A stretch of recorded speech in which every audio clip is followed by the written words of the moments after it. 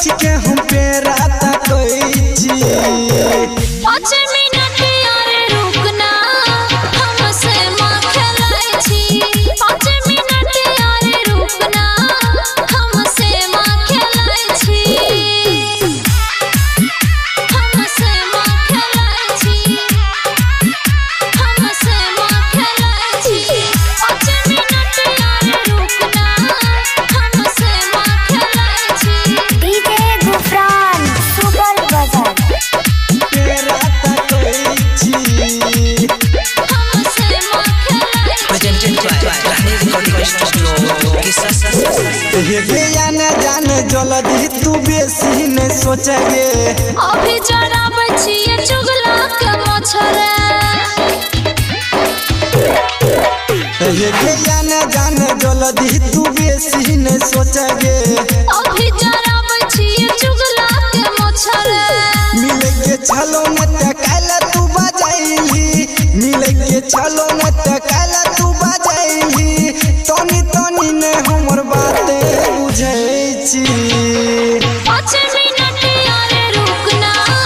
हमसे मां खेलाय छी 5 मिनट यार रुकना हमसे मां खेलाय छी हमसे मां खेलाय छी हमसे मां खेलाय छी 5 मिनट यार रुकना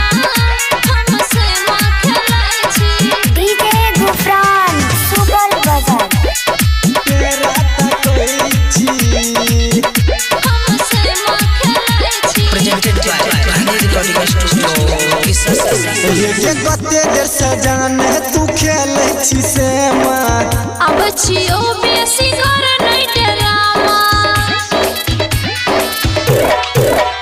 ये कते देर से जाने तू खेलै छी से मां अब छियो बेसी कर नहीं डरामा राघव रूपेश पवन पूरा भैया राइटर यमन सारावन भैया चांदनी के तोरे लया भरै छी 5 मिनट यार रुकना हमसे मां खेलाय छी 5 मिनट यार रुकना हमसे मां खेलाय छी Sarwan Premi